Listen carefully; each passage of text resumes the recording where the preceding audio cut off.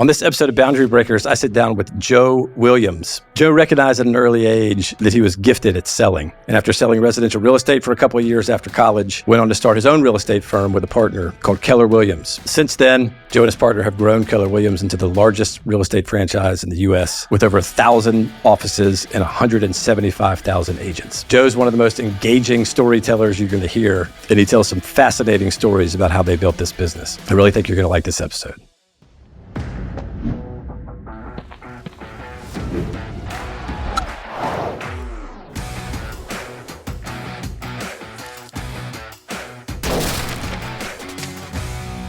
Boundary Breakers is brought to you by Carter & Clark. Would love to start just with a little bit of your background, just like what I like to call sort of your origin story.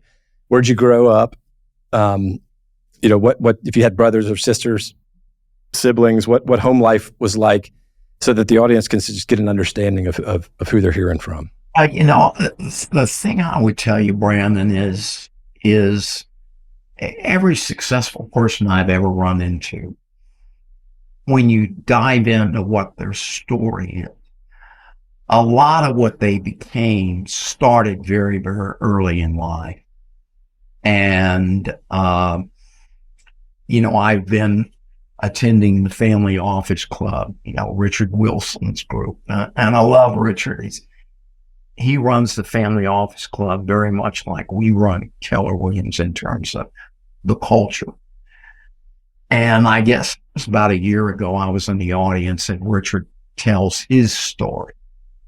And he'd be a good guy, by the way, to put on the podcast. I can arrange that for you. Just a great guy. But everything that Richard said about him growing up, nobody in the audience who now knows Richard doubted that any of that definitely happened. Because it turned him into this driven guy. And my story's not that different. It goes back very early on, though. I grew up in San Antonio. When I was born, I had a club foot. Now, a club foot is where the foot, instead of being like a normal foot, it's still been around. It never straightened out. And there's a number of reasons for that. But what they do is they put you immediately into a brace that, both feet are being held static. They put the bad foot into a corrective shoe, and then it bolts to a metal bar that's got a little bit of a V in it. And you wear this. I think as an infant, I had to wear it solid for like 60 days. And then after that, it was just at night. And after about 4 months or so, it straightens out the leg. Now, I will tell you, as I was growing up, I was always having to wear a corrective type of shoe. And I bring this up because by the time I was in 6th grade, there was a shoe that had come out, and geez, I don't think, Brandon, you were born at this time, but all the boys had this shoe, right? And I was begging my mom, please. But this shoe had no arch support. And, she knew that there's no way I can put him in the shoe. And so I was wearing boots. If you think about the Carhartt boot that you see that all the construction guys wear. Yep. Well, that's what I was going to school with. Oh, wow. And it was funny because I look back now and I realized that I became somewhat of an independent guy, just because you know how cruel kids can be, and Absolutely. And so later in life, I had a real good respect for anybody who was kind of different. You know what I mean? Yeah. I mean, the kids that got picked on and stuff, I was in there making friends because I'd kind of gone through that a little bit. And I I bring it up because when I was 10 years old, my dad died of a massive heart attack. He was 46 years old. I think I was 10 at the time. My sister was 12, and my youngest brother was 3. I mean, he barely even knew my dad. He thought of me as his dad, growing up, because there was a 7-year difference there. But it was mom and the 3 kids. And, my mother, I think at the time was 43, because my dad was 46. In fact, it's kind of funny in a way. I mean, I was at the funeral and everybody's saying, oh, he was so young. And of course, as a 10-year-old boy, I'm like, he wasn't young. My dad's not, he wasn't young. Well, Yep. Of course, now I'm 70 years old. I'm like, my God, he was young. Yeah. And so we all went to work early on. I mean, by the time I was 12 years old, I was a bottle boy at the local 7-Eleven down the street. And this was back when you used to bring, when you bought a Dr. Pepper, it came in a glass bottle. And so, somebody had to sort all the bottles out because they just recycled those bottles. Yeah. But I started working when I was 13 and I've never stopped. And, all through high school, my mom remarried and we bought a restaurant. And that's an interesting business. I mean, today I have no desire to be in the restaurant business. I have great respect for anybody who runs a restaurant, especially today where it's almost impossible. But it was a great job to grow up as a teenager, doing that. And we were in a large indoor mall, kind of the forerunner of what you call a food kiosk today. Okay. Today, you go to a mall and you have a large food kiosk area. In fact, many airports have the same way. Yep. But this was the forerunner of this in the late 60s. So we had the restaurant and I worked there. It was a family-run operation. It was a great, great experience. And a Jewish family, the Always family, they owned a string of toy stores. And so they built a toy store right next to our restaurant inside the mall. So the son, Steve Always, great guy. To this day, I still, we keep up with each other. And he would come over and eat at the restaurant every day. So I got to know Steve really well. And I told him, I said, man, I'm really getting tired of flipping burgers. And he knew me well enough. He said, well, why don't you come work in the store? That's a toy store. How can you go wrong? Yeah. So I went to my mom and she totally got it. She was all for me. And so I went over there and I worked with them. Well, they transferred me to their big store, which was a North Star Mall in North San Antonio. And I worked there my junior year, my senior year, my freshman year of college. They were a family-run operation, and they were great guys. And here's the deal. That's where I learned how you sell things. Because if you're going to learn how to sell, go hang out with a Jewish family for about 2 years. Yeah. And you're going to figure it out. In fact, to this day, I still laugh because I teach selling concepts, which is a bit of a lost art. Absolutely. You don't, no one trains these concepts anymore, Brandon.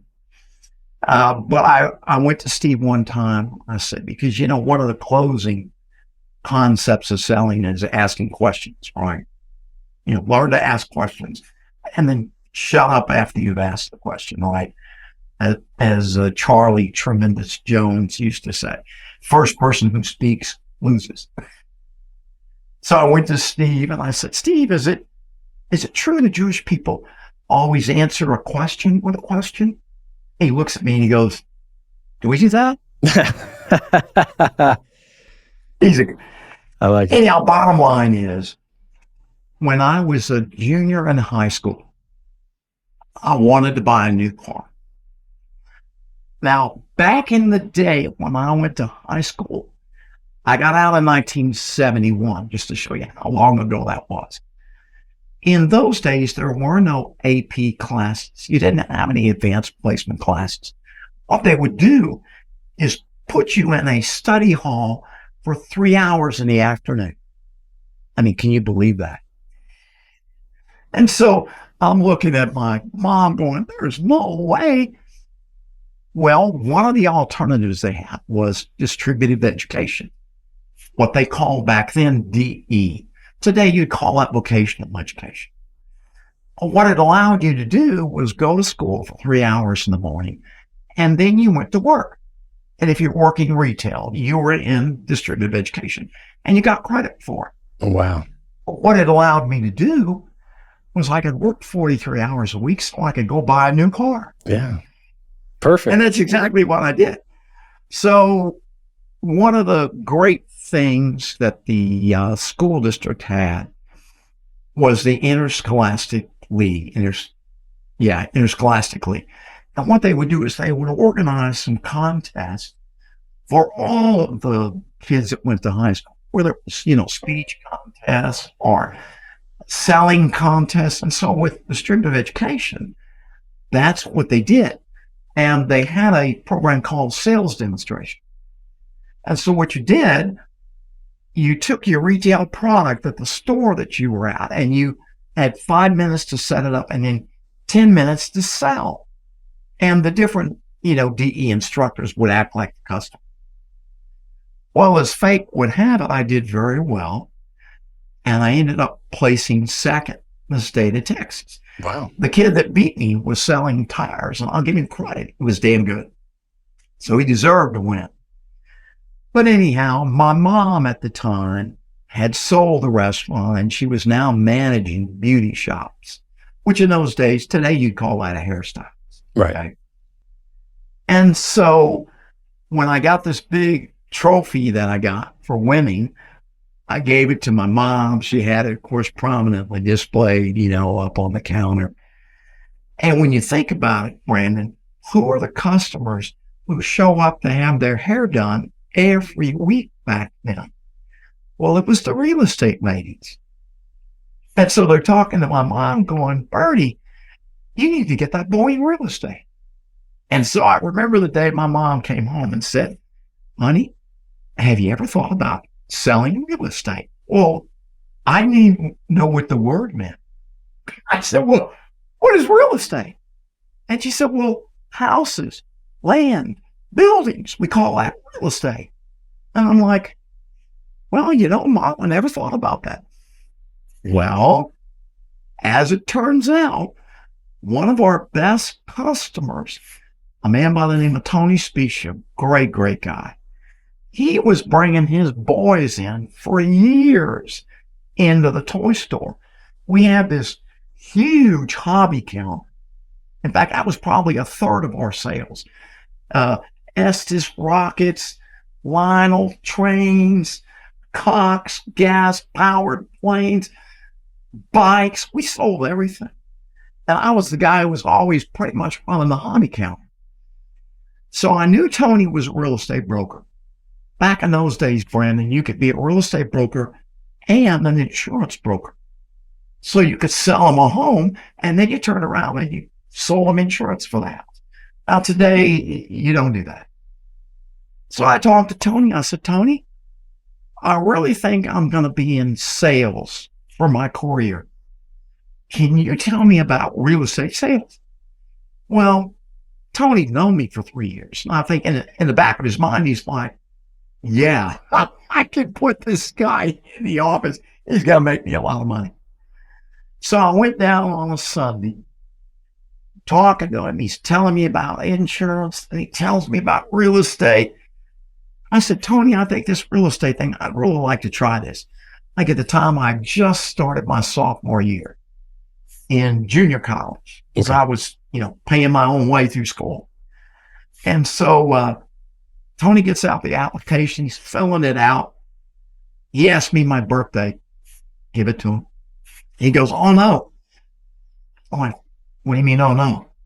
He says, well, Joe, in Texas, you have to be 21 years old to be licensed. And I was 19 years old. So I look at him, I'm like, oh, there's got to be a workaround. And he says, well, it's funny you say that. Let me check. So he calls David Carter, who's an old fraternity brother. Tony gone to Texas A&M, and David is a fraternity. He's a lawyer. And all I hear Tony saying is, yeah, that could work. Click. And I'm like, what?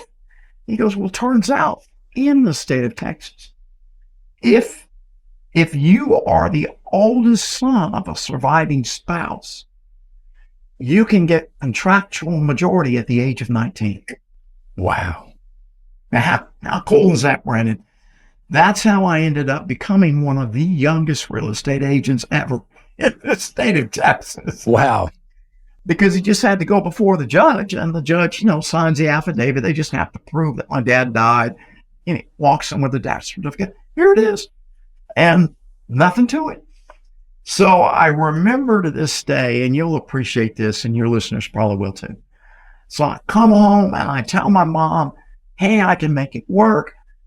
And Mom, I think to do this, I need to take the next school semester off so I can get acclimated, really make this work. And then I'll get back to school. And she starts crying. I go, what? She goes, I know you. You're going to make so much money. You're not going to go back to school. I said, Mom, I would never do that to you. I will promise you, no matter what happens, I will make sure I finish my school. Well, again, turns out I worked for Tony for 9 months, actually a little longer than that, because I went back to school, finished up my 60 hours, at junior college. I mean, you got to go figure out where you're going to get for, your 4-year degree. Yeah. So I got on the phone and I called Tony Meeks. He was the education director of the Texas Association of Realtors. I said, Tony, there's got to be some place I can get a degree in real estate. I mean, Texas is a big state. Surely somebody's got a program. He said, yeah. He said, there's 2 programs. One is at Texas, University of Texas. The other is at SMU up in Dallas. Well, if you know anything about SMU, it's a fabulous school, but it's private. Yeah. It was way beyond my price range. But I could make the University of Texas work. And so I deduced that if I had a roommate could work 40 hours a week and go to a state school where the tuition was ridiculously low at the time, I could get through and get my degree in real estate. And so that's what I did. Wow.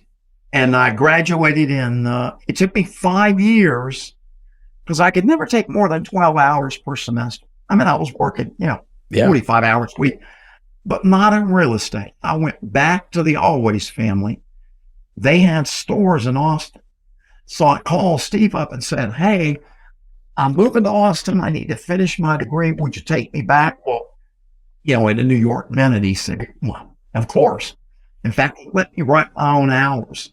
Wow. Because he knew I'd been with him for 3 years and done a really, really good job for him. So he loved having me here in Austin to really, I wasn't the manager at that time for that, but I was there helping the manager in his South Austin store, and it worked great. Right.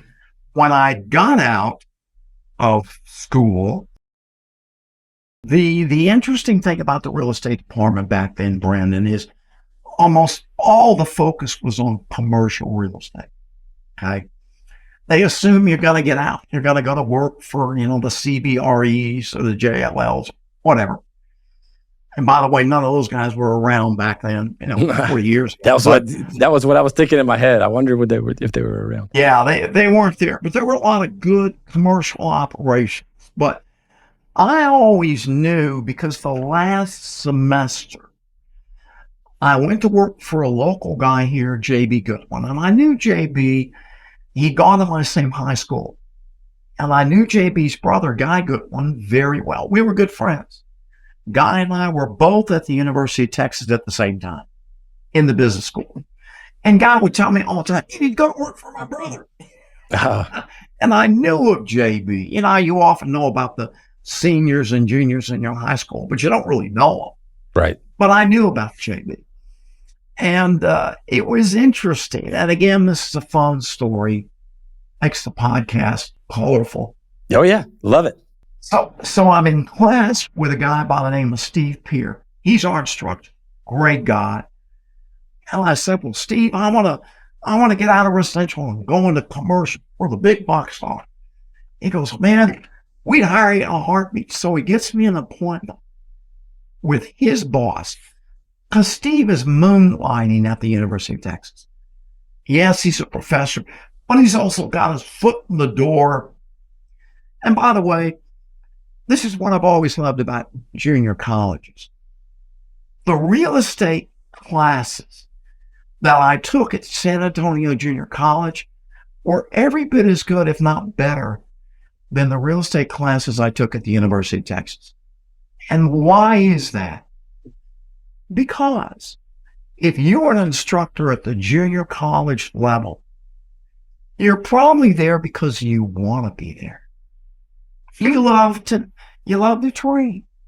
It's not the money, certainly not at the junior college level. You just like instructing.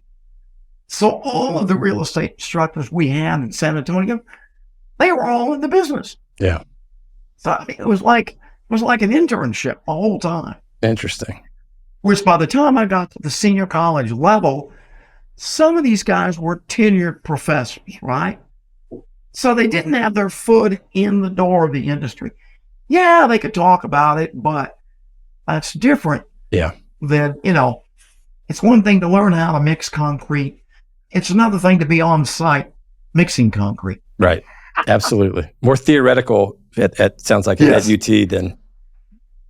And so when I the last semester I was working, and so Steve gets me an appointment with his boss, C.A. Davis. C.A. Davis and Associates was the name of the company. Good company.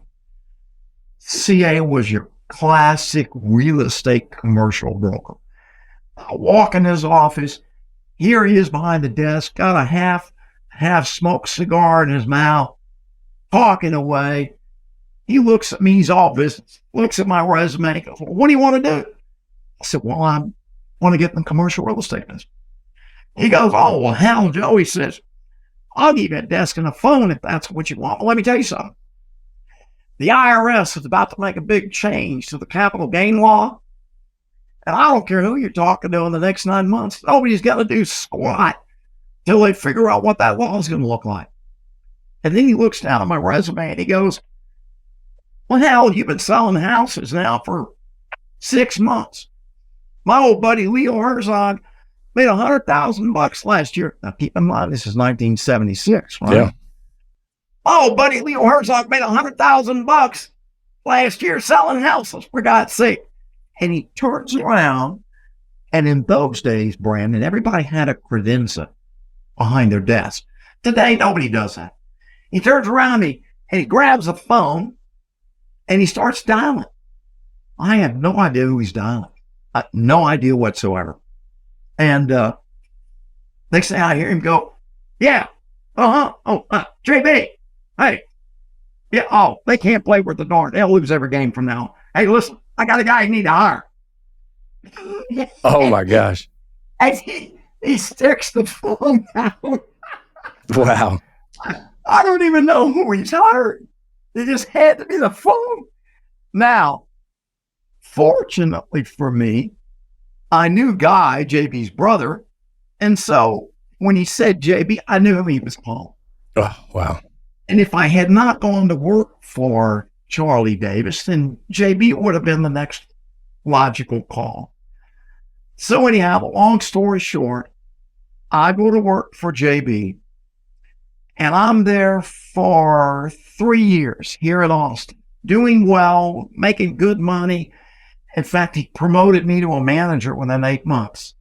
Looking back, I don't know if that was a good move or not, but, I think probably so. Because I really love the sales area. But when I did, I wrote an article about recruiting on college campuses. Now, in those days, residential brokers, nobody would have thought to go to a college campus to recruit for a 100% commission job. I mean, most brokers would never even think to do that. But I was convinced that there were kids in business school whose moms and dads were in the business.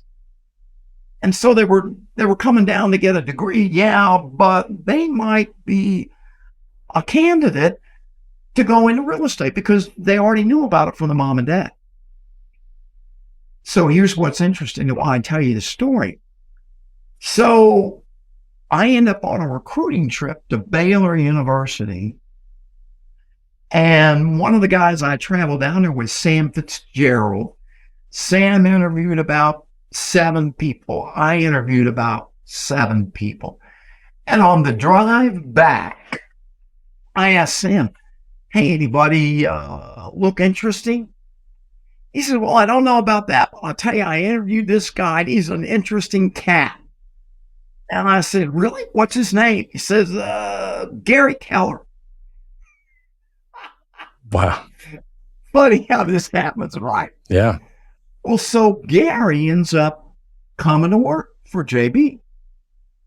And so I met Gary really as a business associate in the company. And Gary was an interesting cat, different guy in a lot of ways. And he and JB, sometimes it was almost like oil and water. Okay. Had a real tough time coexisting. Now, me, I'm all heart. I'm a sales guy. I can work with anybody, from Attila the Hun to, Dolly Parton. It doesn't matter. I can make it work. And so I was there for 8 years. Gary had been there 6 years. And one day Gary calls me up and says, hey, I want to have lunch. I said, great, happy to. We knew each other, respected each other. And we have lunch and Gary says, I can't take it anymore. I'm going to start my own real estate company. And I said, I think you should.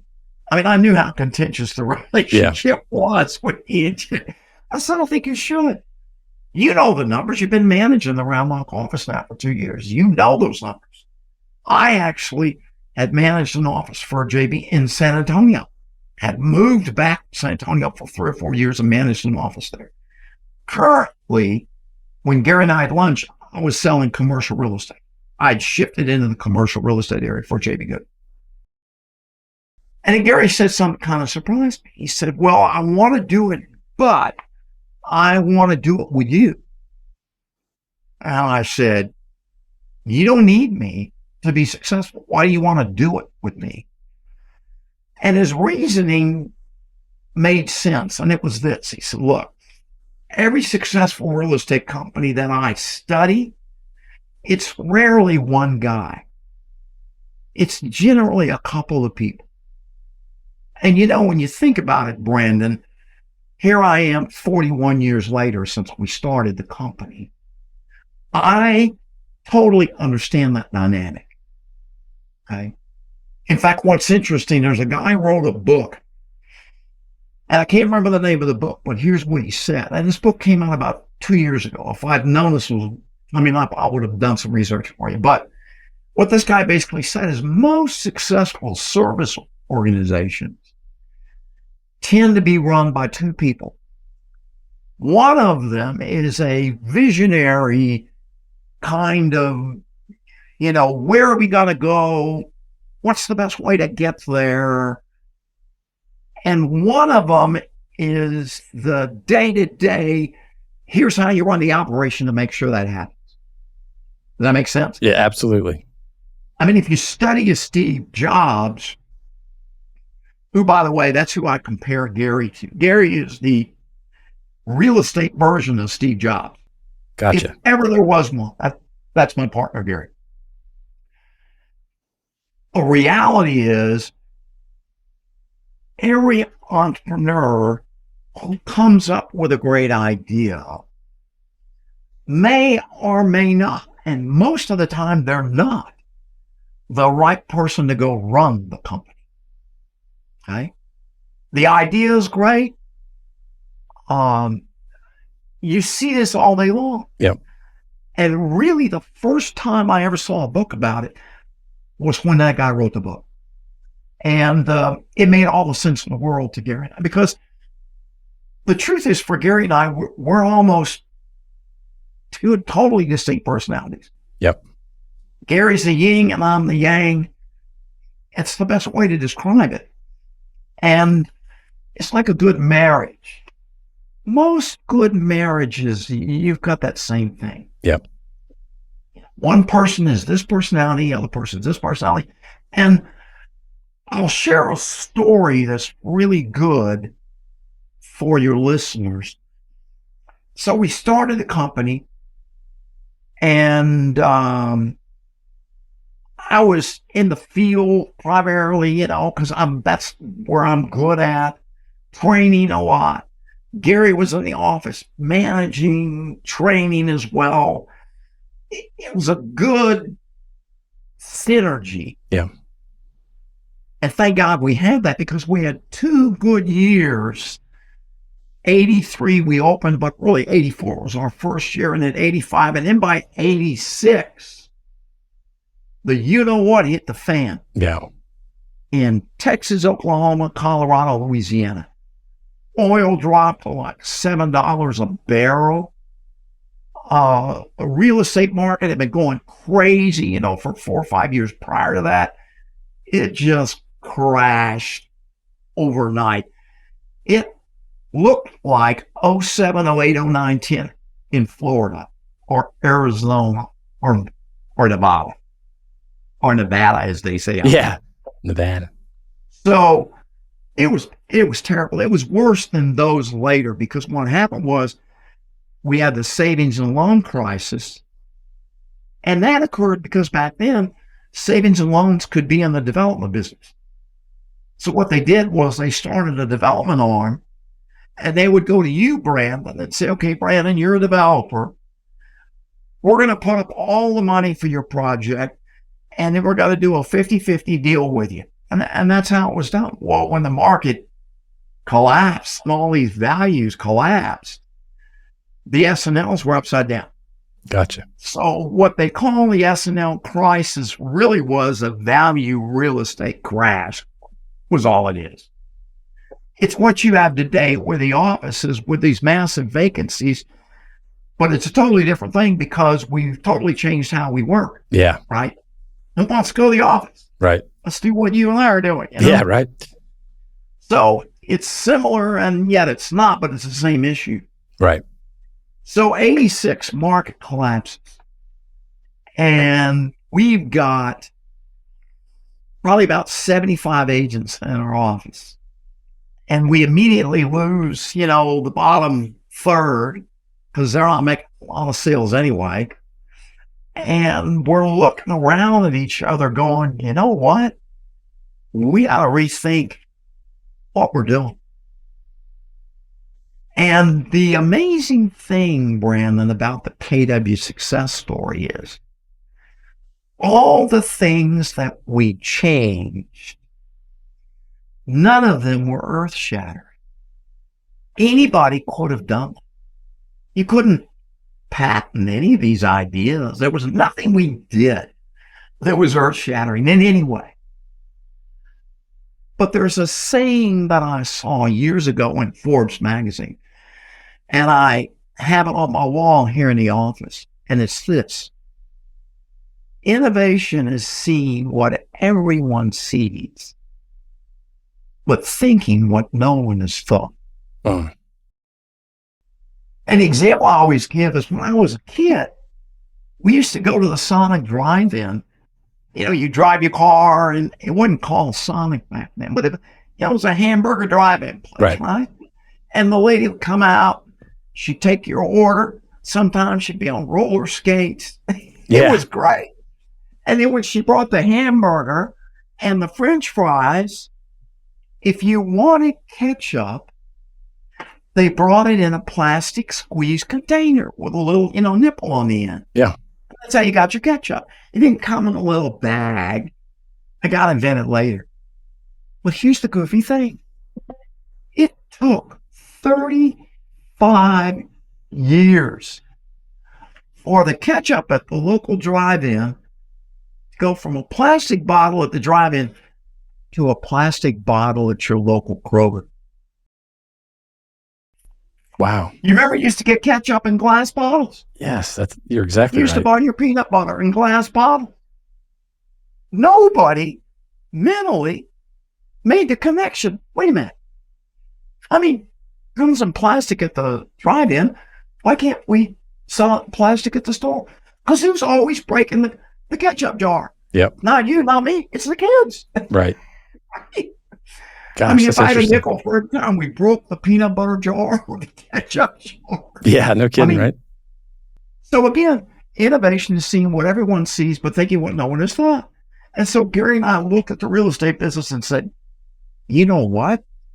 There's some ways that we can interact with our agents, have nothing to do with the buyers and sellers, nothing to do with it. There are ways that we can interact with our agents that are better ideas about how a broker and an agent can work together. And that's all we do with Keller Williams. That's all the changes we made. And over the next 25 years, we went from 70 people in an office to the world's largest privately owned real estate franchise. Yeah, that's and amazing. Today, I'm in 64 countries. We got 185,000 active agents. That's crazy. Yeah. And again, nothing was earth-shattering. It was sitting down with the agents and going, you know what? Here's 5 ideas that we ought to do with you.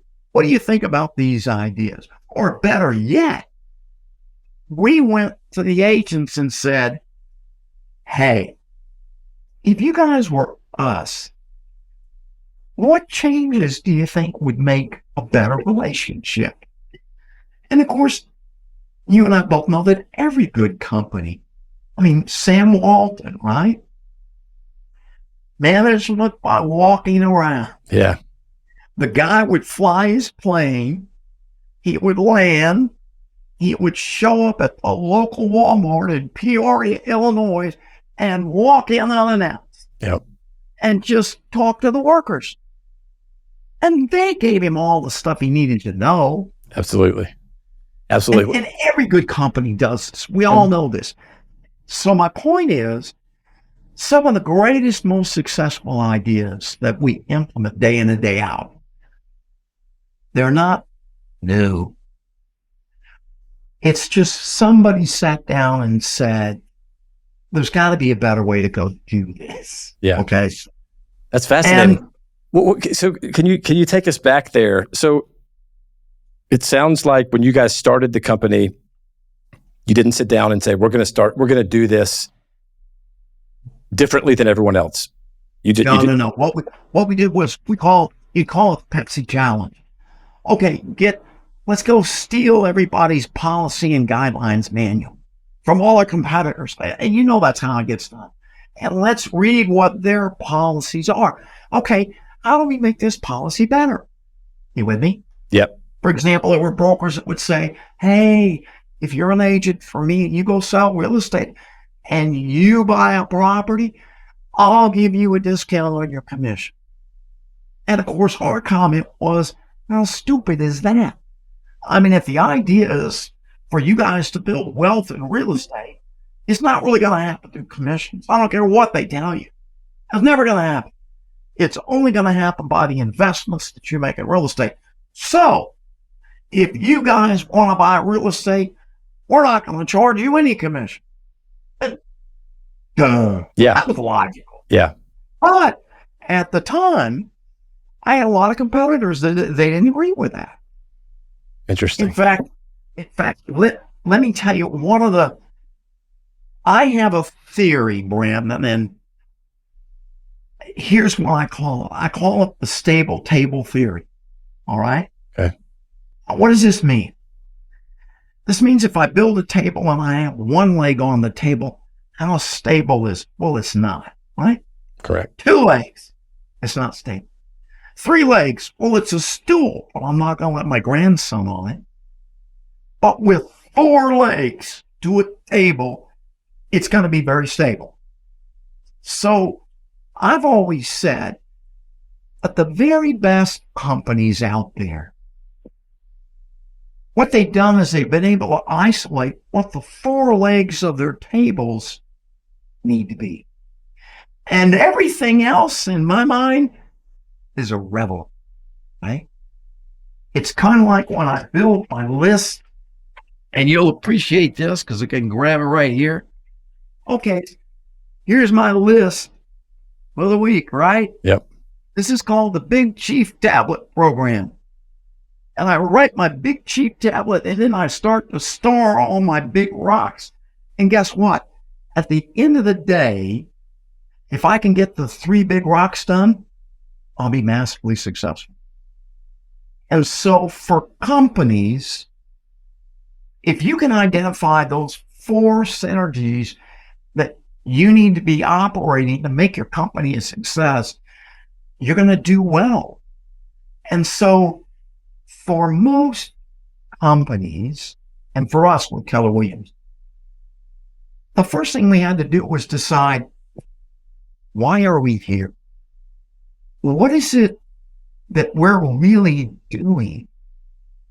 And we finally decided that we're here to build our agents' careers by helping them control their businesses. You with me? I am. When we really understood why we're here, it made everything else we do very clear and very easy to understand. So if building their business was the number one thing, we went back to them and said, you know what? Keller Williams doesn't need to be the brand. Brandon Ainsley needs to be the brand. So Brandon, from now on, everything we do for you is designed for you to go out there and promote your name as your brand. Because here's what I know. If I got 4 guys playing golf anywhere in America, and one of those guys is going to get transferred to Seattle to go to work for Microsoft, that guy turns to his other 3 partners and says, hey, listen, I got to take this deal with Microsoft. It's too good. You guys have any real estate people you work with who you trust? And that is how people find real estate agents. That's how you found your pediatrician when you had your first child. I mean, the interesting thing today is you could do it through social media, next door, whatever. In the old days, we didn't have any of that. It was all word of mouth. Right. Hey, you like your pediatrician? Why? Yeah. So we went to the agents and said, look, it doesn't make any sense for me to take commission dollars from you and then go put up a bunch of institutional signs all over town talking about how great Keller Williams is when that's not how people go find agents. They want to know who's the agent, not the company. And so because of that, we're going to make you the brand. From now on, Keller Williams' advertising budget is 0. No more ads in the paper, no more TV ads, no more nothing. What I'm going to do, and of course, a lot of the old agents went, oh no, ADM. And we went, well, you didn't get it. You weren't listening. You're the brand, not the company. So what we'll do in fairness, instead of having you on a 50-50 commission split, since I'm not spending money on ads anymore, I'm going to put you on a 70-30 split. You get 70, I get 30. You now have the ad dollars. If you want to go spend them, great. But you control them. And you're going to build it so you can build your brand. And believe me, Brandon, when we did this, there were a lot of old guard agents going, oh, no, this is, and we're like, no, you don't understand. It's a brand new world. You have so many ways now to get the message out there that it's even more important for you to be the brand. And, our competitors looked at us and said, you guys are nuts. You're doing what? And we said, yeah, we think the agents are the brand. This is a great analogy. Good friend of mine was an ER doctor here in Austin. I'll never forget when he told me this. He said, you know, Joe, hospitals don't have patients. Doctors do. But a doctor can't function without a well-designed surgical center, a hospital. So it's a very symbiotic relationship between the doctor and the hospital. Yeah. And then he looks at me and he goes, that's what you and Gary actually have in the real estate business. And I said, Steve, you are absolutely correct. We don't have the patients. Our agents do. And that's the buyers and the sellers they work with every day. But the agents can't function without Gary and I making sure they've got an organized place to be able to help them do it from and learn in and gather technology from. And so it was a very good way of gaining clarity as to what we're supposed to be doing. Yeah. And what the agents are supposed to be doing. And you know what? What's fascinating is, you highlighted sort of the importance of the yin and yang relationship with having a visionary and then somebody to execute, right? Well, look, I can't help. What's interesting to me is I can't help but see the parallel between the conclusion that you guys drew with regard to agents and the Keller Williams as a company, right? Because you almost said, look, agents, you guys are the visionaries. You guys are the ones that go out and do it. Let us be your home base for the execution. And that way you can do what you do best, and we'll cover everything else. Well, and the reality was it had more to do with the changing face of marketing, brand, and how people find you now. You with me? I got you. Now, today, if the agent doesn't have a web presence and maybe they're doing podcasts, whatever, they're going to get, what's the old story? Was it Will Rogers who said, I can't remember exactly the line, but it was something like, if you're in a train, you better be moving or you're going to get run over by the train behind you. Right. You got to get on the tracks and keep that train moving. And so today, that's the digital world that you have to learn. It's the technological aspects of how people find things. And I could spend a whole day about how you get above the noise, because there's a lot of noise out there. I mean, you're up to 100 emails a day. I guarantee you, if not more. I'm the same way. You can't do business the way everybody used to. Technology moves way too fast today. But I would also tell you, it's the people that have the ability to get granular and concentrate on what really matters. Gary wrote an excellent book called The One Thing. And it was a huge hit for him, well-deserved. And that's where Gary really talks about, hey, go find out what your one thing is, and that burn it, stick with it. Yeah. Explore it. Learn everything you know, and spend your time on your one thing, and you're going to do great. And I can tell you, for us as a company, gaining that kind of clarity as to why we were in business, that had everything to do with success. Yeah. Because all of a sudden agents would come to us and go, hey, these guys really care about my training. They really care about the technology. They really care about me and my career. Certainly the economics worked better. And for us, that was a bit of the second table leg. Okay, how do we get them the most money? Yeah. Well, that had to do with how do you run smarter offices?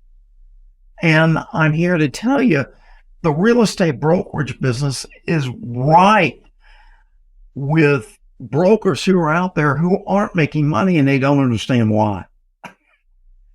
But their business practices are not very good. And I'll give you one perfect example. I was in Washington, D.C. probably 12 years ago, I guess. I was sitting across from a real estate broker who worked in the D.C. area. I know the company he worked for. They're a very good company, big traditional company. And we weren't there on business. We were there because we knew a personal friend, and it was like a political thing. So he and I are talking, and he goes, Joe, he says, you guys have some pretty big offices, don't you? I said, yeah, we do. And he says, how big is your biggest office? And I told him, I said, well, that's probably our original office in Southwest Austin. He says, how many agents? I said, there's around 800 agents that work out of that office. And he looks at me and he goes, I've never heard of an office with 800 agents. And you know, Brandon, my answer was always the same. I kind of looked at him and I said, I understand it, Mike, but what's your point? And of course, he just starts laughing because he gets it. Yeah. Hey, if you could put an office with 800 agents in, number one, you're making an incredible amount of money. Yeah. That office. And if they like where they are and they're not leaving you, then who cares? Right. You Right. with me? It's not the argument when people go, oh, I can't go to that college. It's too big. You know? Yeah. And I always look at them and I go, well, let me ask you a question. Do you think you interact with all 35,000 students at any one time? Well, no. Right. And aren't you going to be majoring in, whatever, international economics? Yeah.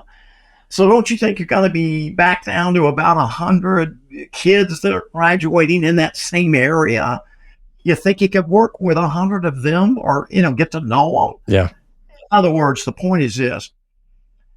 Big is not bad.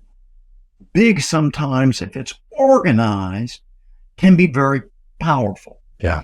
I got to hop on a plane next Thursday and fly to Raleigh, North Carolina. The company that makes that plane is a very big company. I like that. Yeah. Either the door doesn't fall off on the way, I guess. But if big is not organized, then it's chaos. Yeah. Now that's a great point. If little isn't organized, it can be chaos. Right. So it's all about having models and systems in place to make sure that these offices are well organized hospitals for our doctors. Fascinating. And so the second leg of the table for us was, how do you make the economics work better, more efficiently for the agents? And that had everything to do with, how do you want a real estate office where it's highly profitable? Now, I'll tell you in a little bit why that's the case. Because Keller Williams shares its profits with its agents over and above the commissions they make. So everybody's got an interest in how efficient this office is. Does that make sense? It does. So the second table leg for us is, okay, how do we get better economics? A good friend of mine, he works for Southwest Airlines. He's been there for many, many years. And we always laugh about the 4 table legs for Southwest Airlines. The first, of course, is clarity. Why are we in business? You're in business to provide an incredible flying experience at a reasonable cost. Okay? They know why they're there. They've always known that. But their second table leg was, how can we get better economics to run a much more profitable airline? And that's why they don't charge for bags, and they don't have a reservation system, and their timing is good. Generally, the joke used to be, don't be in the bathroom when Southwest is ready to leave. They're taking off without you. At least they used to be that way. Now, they probably lost a bit of that over time, but their whole central second leg was better economics. How do we make the numbers? And that's why they've been a profitable airline for so long. Yeah. The third table leg for us, and I got to tell you a side story, but it's a great story. So Gary and I come up with all these cool ideas. The agents love the ideas. We have maybe 60 offices, I think, at the time. This is like 92. And these are franchise offices because we're a franchise. Gary hires a guy, Bain Union, wonderful man. He's a consultant, sharp guy. He interviews Gary, interviews a lot of the operating partners. And he comes back and he primarily says two things. He says, number one, I love the ideas you have for how you're disrupting. And by the way, Brandon, no one used to use that word back in the early, no one used the word disrupt. But that's exactly what we were doing to the industry. He said, I love the ideas that you guys have with the agents, how you interact. I think it's going to go a long way. I keep in mind, I think we only had at the time 3,000 agents. But here's the deal. You guys don't know anything about franchising. And you know what? He was right. Why? Well, because we had a great idea and we were real estate brokers, but we didn't know anything about franchising. And he said, franchising is all about models and systems. And so if you hire me, I'm going to teach you how to implement models and systems into your company that will help you expand far, far beyond what you think you're going to be. And it was critical.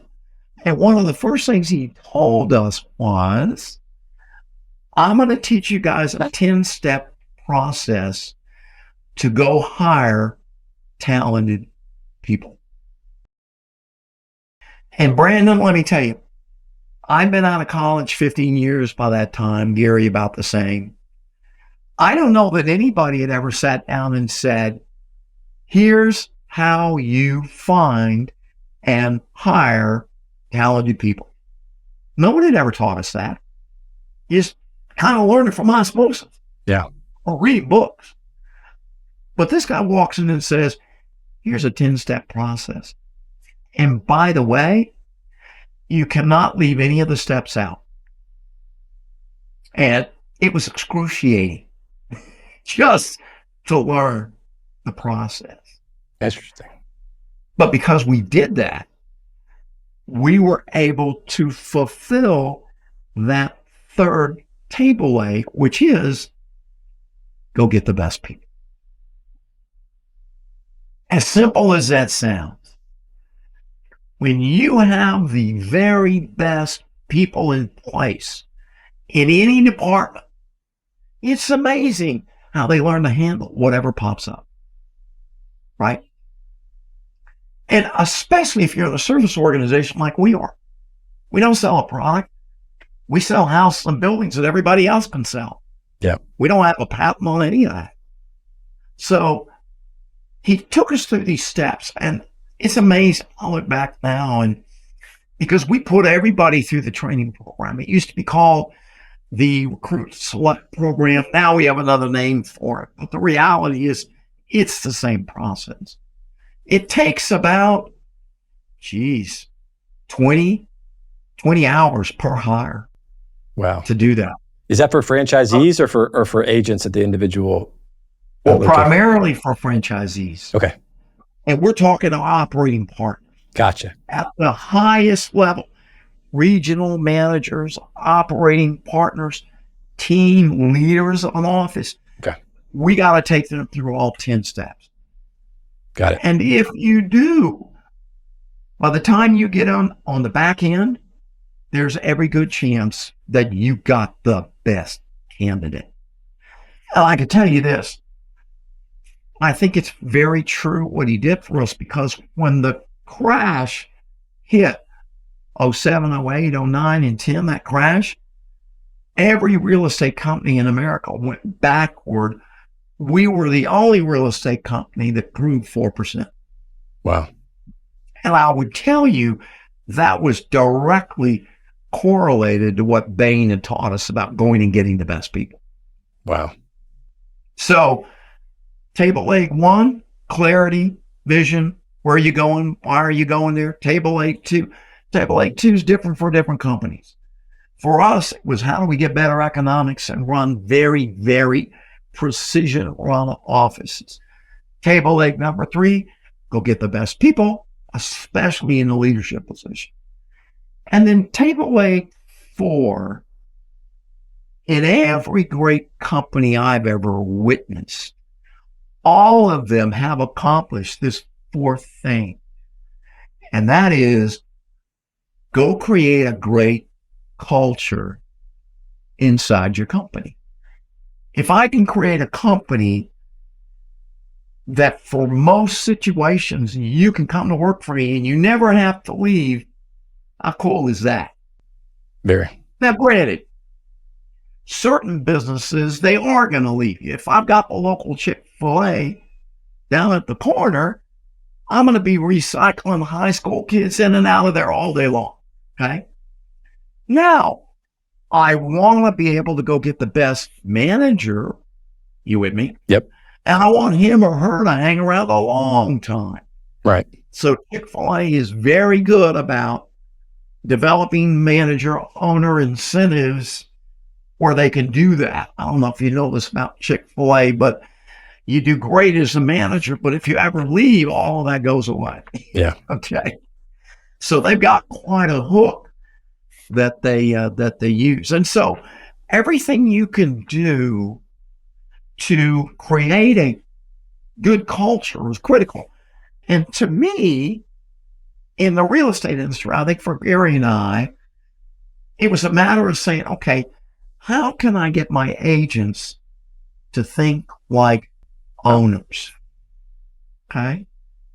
Because they're not really owners. They're independent, agents. Right. Independent contractors.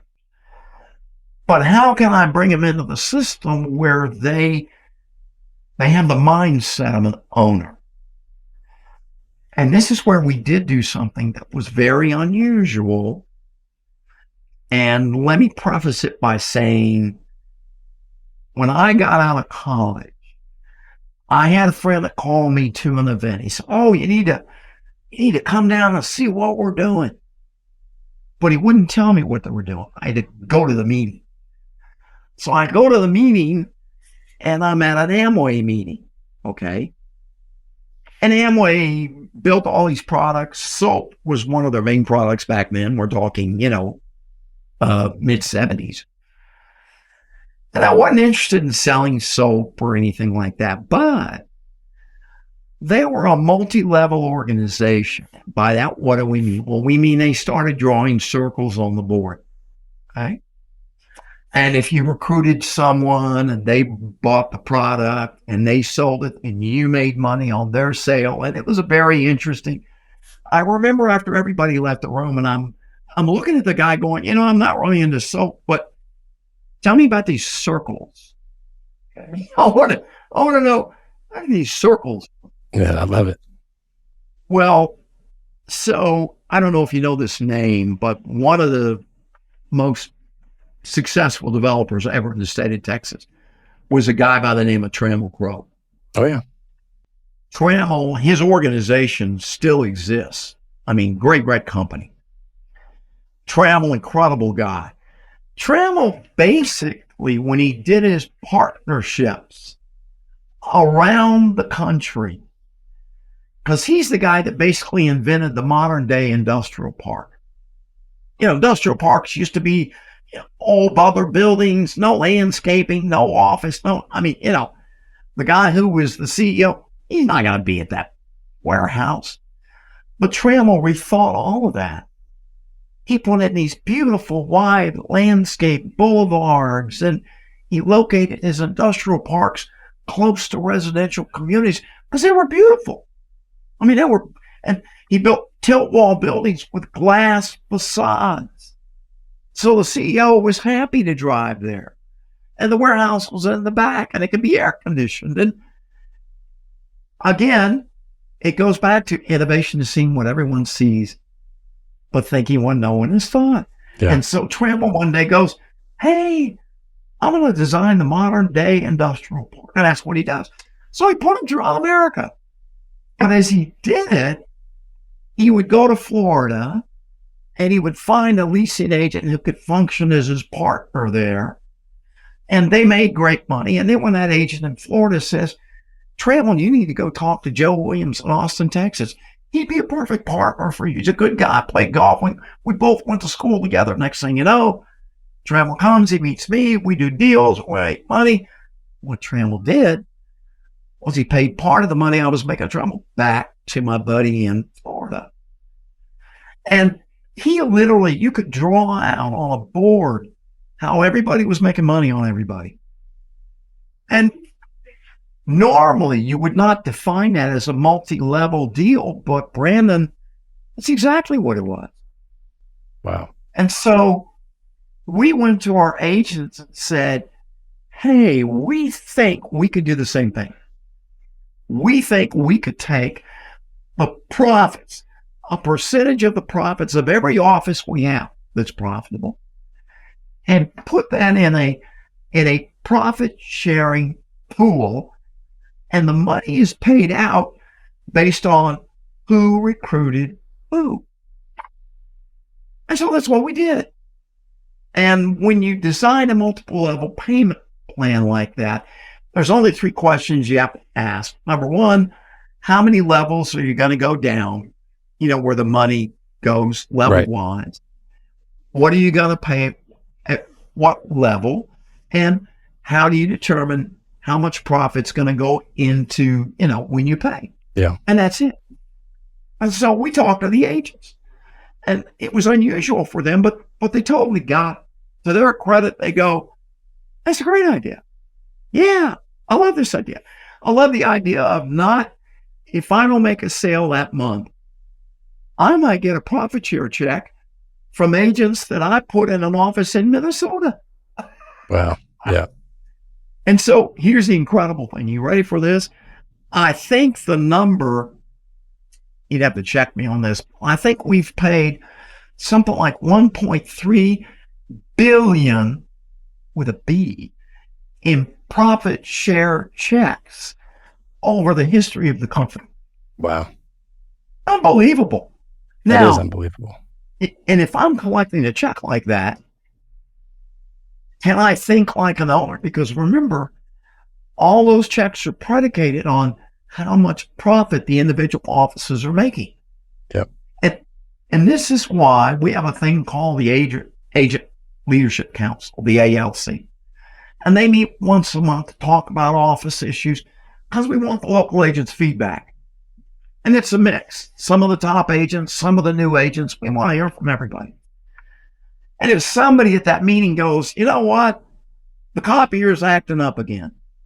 Well, in most real estate companies where the broker's paying for everything, the agents go, we need a new copier. But in our office, where profits are critical in calculating their profit share, they go, well, if we tried to fix it, I mean, can we go buy a used machine? Yeah. Yeah, that's fantastic. Yeah, so you've really dissected and figured out how to align the incentives in a way that at each level everybody's pushing in the same direction, trying to get the same certainly thing. At the office level, certainly at international and the national level. And let me tell you something. So we've taken these ideas out now to the world. And Brandon, you go into France, okay? France is not known for being massively entrepreneurial, okay? Yep. 2-hour lunches, let's take August off, go to the south of France, whatever.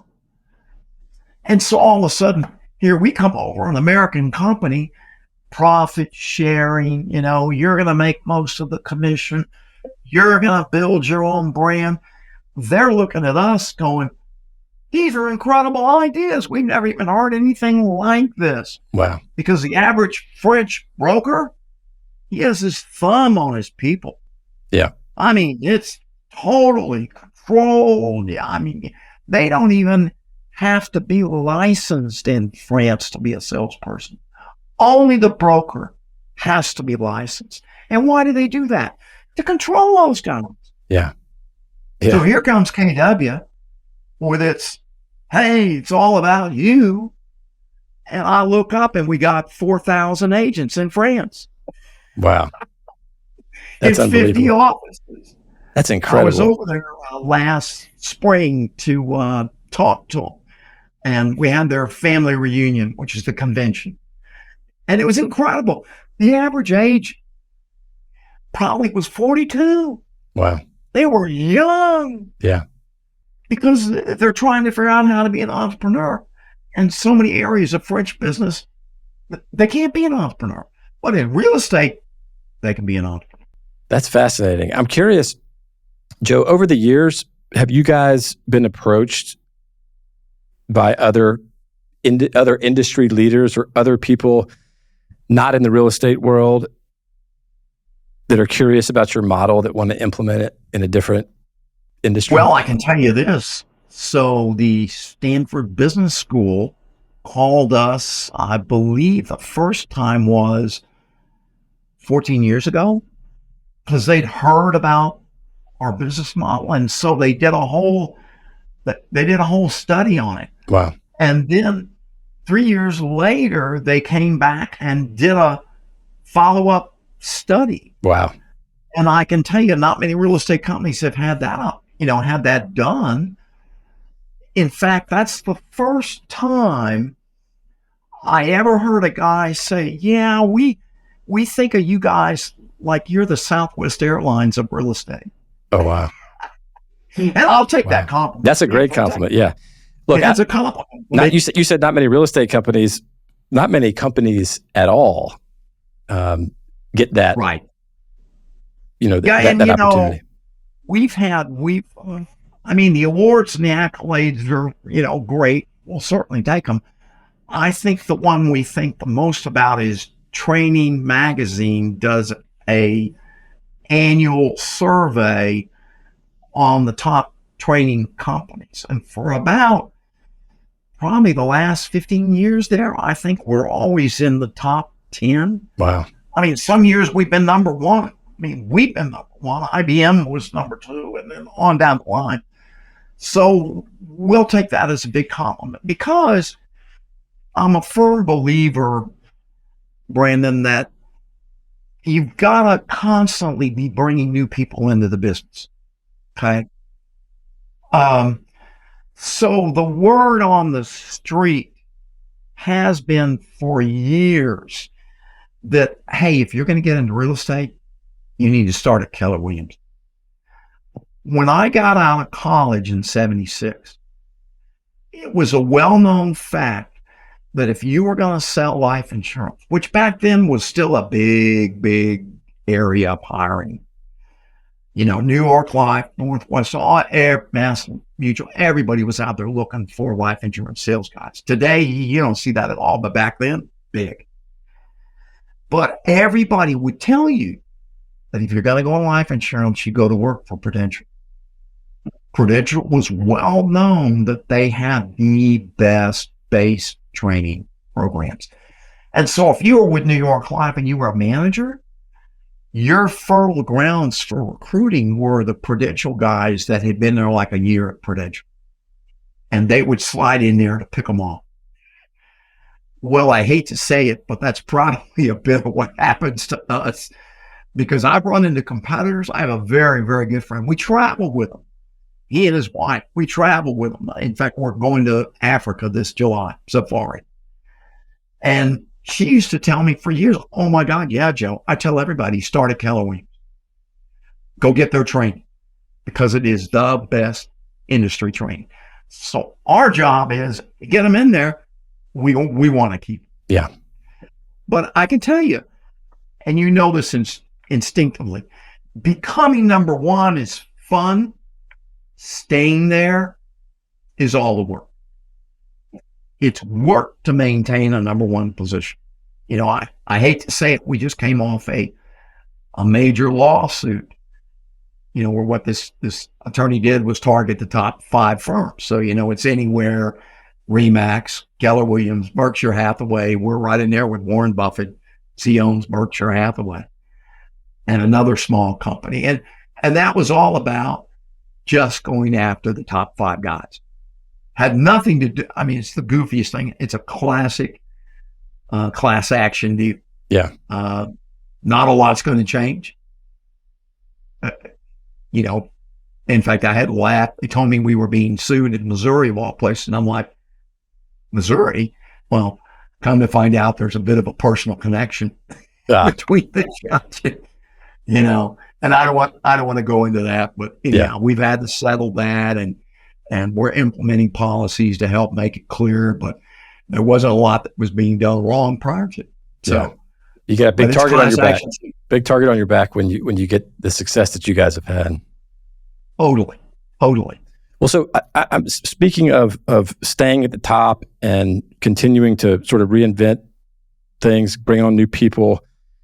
I'm really interested to hear your thoughts on technology and the impact that it's had in the industry, including what you think, or if you think technology is going to significantly impact the residential real estate industry going forward.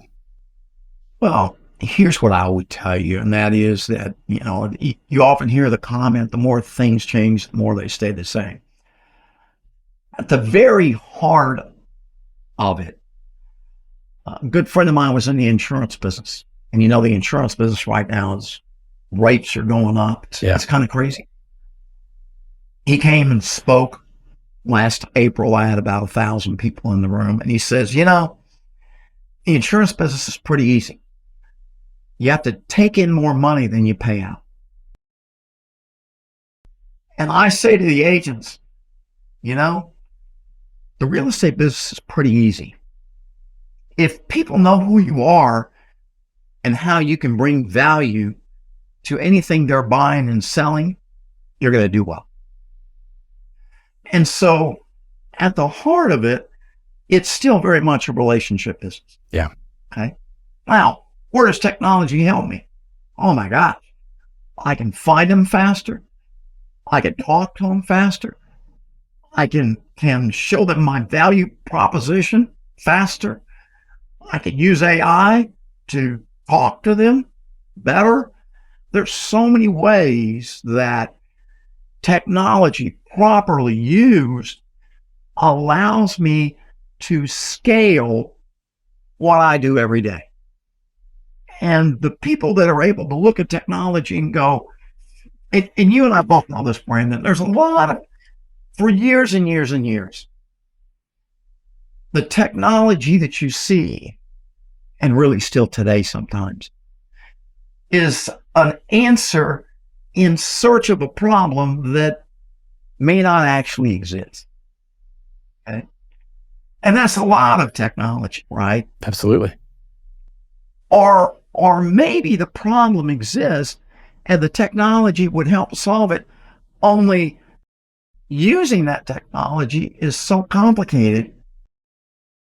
You with me? Yep. It's not worth me trying to go there. Right. I mean, Waze, Apple Maps, Google Maps, they all work because they're so simple. Yep.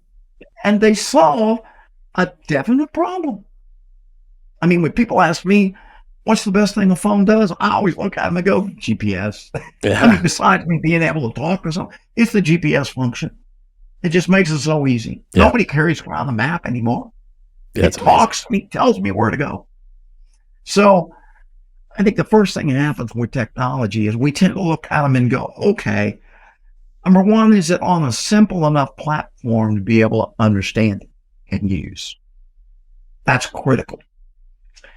Number two, what problem can it solve that can either be done faster or more thoroughly in a way that increases my value to my buyers and sellers? And so we use some pretty simple qualifying parameters to look at stuff. Because you can imagine, I mean, I don't know how many guys we have in our tech section now, back at the franchise office, but it's a bunch of them. And that's a big budget for us. But that's how they look at stuff to try to figure out, what actually is going to make a difference. Because real estate purchases, even at the commercial level, are still emotional. Yeah. Okay. And most people don't buy houses, but maybe once every 10 years. So if they do, there's a lot of emotion that's involved, certainly in the residential side. And although technology can help them find things, you with me? Yep. The one thing about buying real estate is stuff plus we're going to get involved. The appraiser, the lender, the surveyor, the inspector, the guy who fixes the AC, the title lawyer looking at the title, the listing agent, the buying agent, the buyer, the seller. There's a lot of pieces, as would be with any complicated purchase. You with me? It's like buying software. If I'm buying an Oracle package or something from SAS, I'm going to have several experts in there saying, okay, look at this, look at this, look at this, look at this. Right. And we always laugh because for years, we've had major competitors getting into the real estate space. They look at the amount of the commission dollars and they go, oh my gosh, we need to infiltrate that. We'll eliminate the agents. You're not going to need them and all that. And my comment is it gets back to the nature of buying the real estate itself. It's a fairly complicated. There's a lot of pieces. Yeah. It's not like buying at the mall. You can buy a car from one person, but only one out. But Yeah. so real estate by its very nature just has a lot of moving pieces. So technology helps us a lot of different ways, but the one-on-one trust factor, generally that can be done one-on-one. It's kind of like, and you'll find this interesting, when we're training the agents in sales technique, I tell them, look, everybody tends to make their decisions one of two ways. Either they're head people, they use their head a lot to do this, or they use their heart. I will tell you a statistic, probably 20 to maybe 25% of those people buyers, they rely on the data. They're a seller. You as an agent come to their house. You bring them 6 comparable sales. I'm going to judge you based on how well you present those comparables. Do you understand which one you know? And once I deduce that you really understand your stuff, then I'm going to ask myself, okay, are you the right guy for me to work with? But that's not as critical a factor as to how you explain that data, because that's what head people want to know. And by the way, they're not all engineers. They're not all surgeons. They're not all airline pilots. Everybody's a little different how they do that, but they want to like you and trust you, but that's not the main thing. Yeah. Yeah. Now with the heart buyer, it is. They want to build a relationship with you. Yeah, I want you to know the data. That's important. But I want to like you as a person. And very importantly, I want to trust you if I'm going to hire you to be my listing agent. So as we tell the agents, you're going to take a little more time with heart people. They make their decisions based on how they feel about you. Okay? You know, the example I always give is Gary and I went to buy our first copy machine, when we started the company. And here's Gary, who's a head guy if there ever was one. He's in there asking, how much is this machine? How much is the paper? What's the track record? How much is the drum? Back in those days, you had a thing called the drum. If it went out, you were SOS. And he, Mr. Hart guy, I'm over there going, give me a list of 3 people that have owned this machine for 6 months. That's what am I going to do? I'm going to pick up the phone. I'm going to call them. What do y'all think about this Rico 2400 copier? How was the service? How's it performing? That's what I want to know. Yeah. That's why when you go into a website, some of the most successful websites, booking.com, whatever, they're going to look at their testimonial section and they're really going to make it navigate easy. Because they know a guy like me, we have to go to Dubai when we fly to Africa. We fly Houston, Dubai, and then Dubai down to the place where we fly. So I'm looking at hotels last night on booking.com, and the first thing I do as a hard guy, I go to the testimonials. Because that's how hard people make their decisions. Yep. So when you look at real estate transactions, Yeah, the data is important. And yeah, it's cool to go to a Zillow and pull that data down. But even I will tell you with Zillow, a lot of the information in there is not very correct. I mean, I think even the average person now knows, Yes. it's a good place to go and start. But if you're really got to make a purchase, you need to go find an agent who can really tell you, okay, here's what's going on. And also, Brandon, the funny thing about technology, it has a way of just inundating you now with data. But the key is finding an expert who can interpret that data. Yeah. Yeah. And what we try to teach our agents is you're going to be that person. When I speak to college kids, you'll love this. I tell them, look, when you graduate or not, here's what I want to tell you. 85% of your success has to do with three things. Number one, your ambition level. Because if you're not ambitious about what it is you're doing, forget about even going there. You got to be passionate about it. That has to do with your ambition. Second is your determination to be successful at what you picked to do, which is really a way of talking about discipline. Right? But the third thing, and this is very important, is your ability to convey concepts and ideas to people you don't know. Okay? And if you can do that, no matter what you do, you'll be successful. And it can be complex, it can be simple, but if you can convey those ideas, and really, I mean, I go back to Ronnie Reagan. I don't know if you were alive when, Ronald Reagan was running for office. Ronald Reagan could stand up on a podium as a Hollywood actor and explain for the American people how the world works. Yeah. And they got it. I don't remember what his ratio was, what his vote total was, but it was massive. Why? Because he could talk to people. Yep. Obama could talk to people. Yep. Clinton could talk to people. It's funny you say that. There was actually a recent clip of Reagan talking to some university representatives about some of the protests that were going on. And he had an amazing, I can't quote it directly, but amazing message to them that, basically you guys should be ashamed of yourselves. You're the adults in the room. And what are these people doing? Look, you got to, and Brandon, you and I could talk for a day on my comment back to the world is this. At the end of the day, all I want to know is, can I imagine and help accomplish my dreams for myself and the people I love? I don't care if you're in Pakistan, Gaza, South America, Alaska, Russia. At the end of the day, everybody wants that same thing. And as I explain to young people, look, you live in a governmental system where we have to elect people to go run the government that governs parts of our lives. So it's critical, number one, that you vote. Even though you may not be happy about who you're putting in, but you better go vote.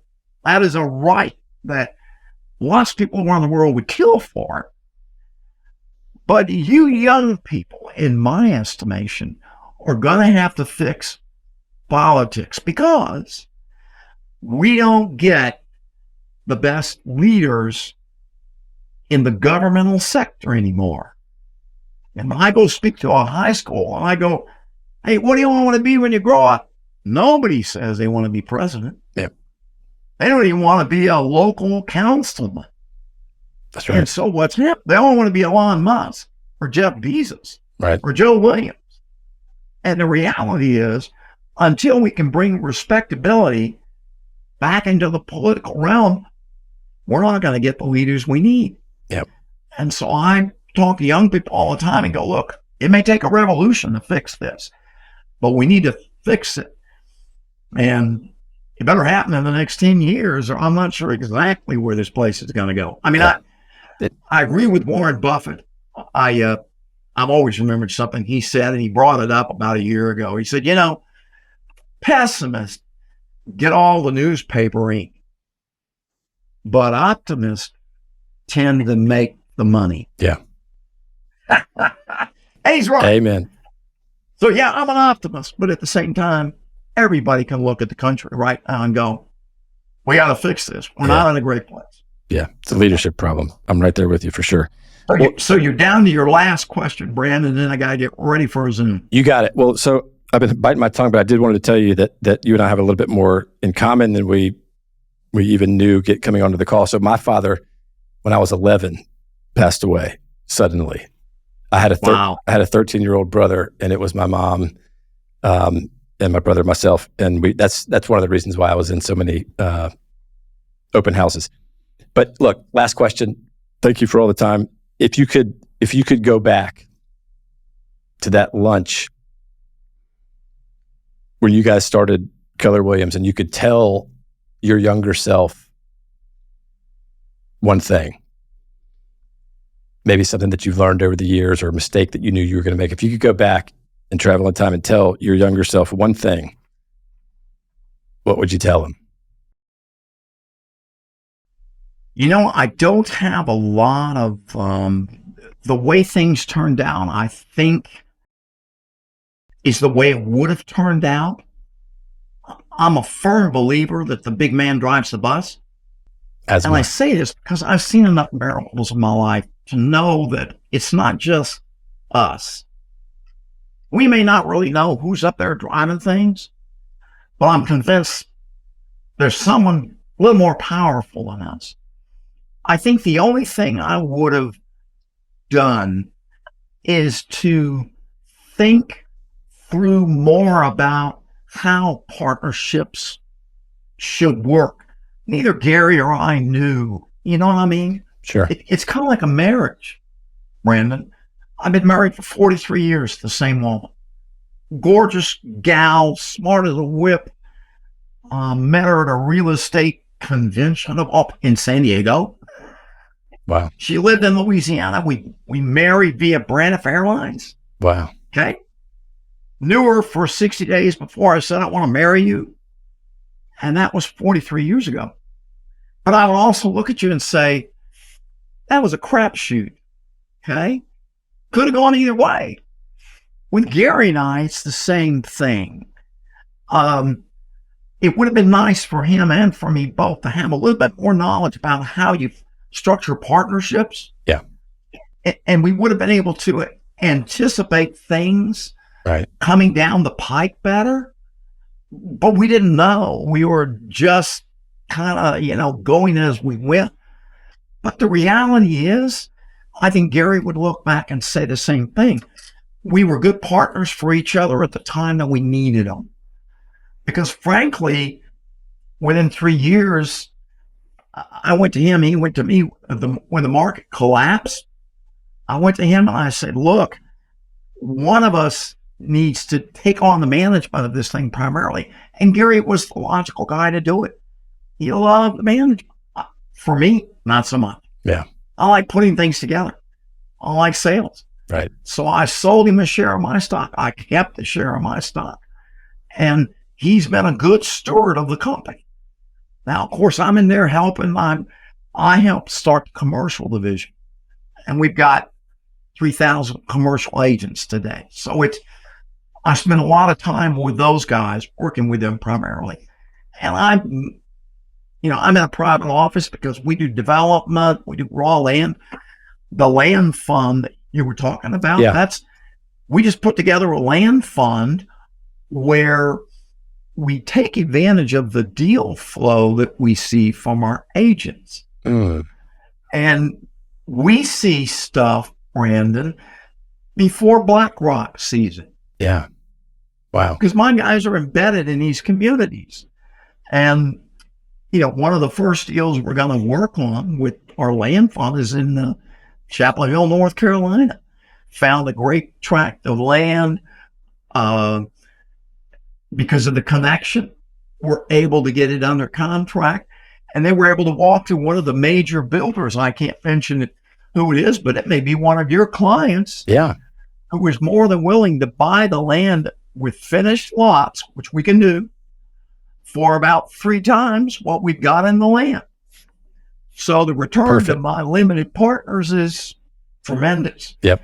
I mean, their internal rates of return on a deal like that will be somewhere around 38%. Yeah, that's amazing. And it's a pretty safe deal because we don't use any debt.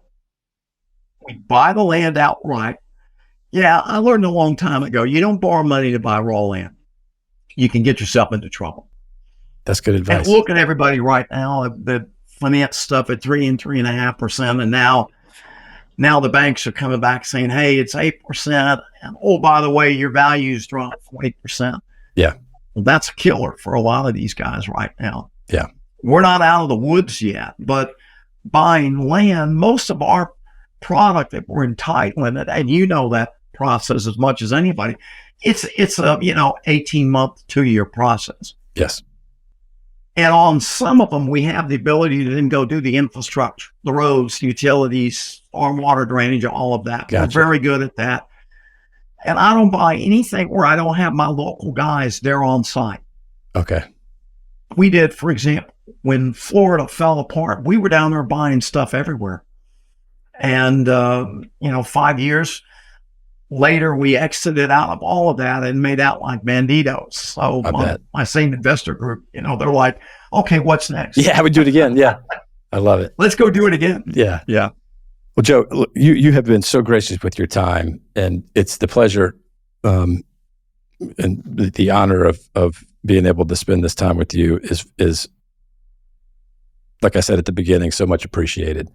Hey, no problem, Brandon. I hope the listeners can take some of these nuggets and go out there and use them. It's all basic stuff. It's not very complicated. Well, but it's how you communicate it and the way that you do it, which I think is special and very much appreciated. No problem. Anytime. Just let me know. All right, Joe. Thank you so much. Thank you, Brandon. Really appreciate it. Don't forget, everybody, you can find Boundary Breakers in a lot of places. You can watch our episodes on the Boundary Breakers YouTube channel, or you can listen to each podcast on Spotify, Apple Podcasts, or any of the other major podcasting platforms. Thanks for listening.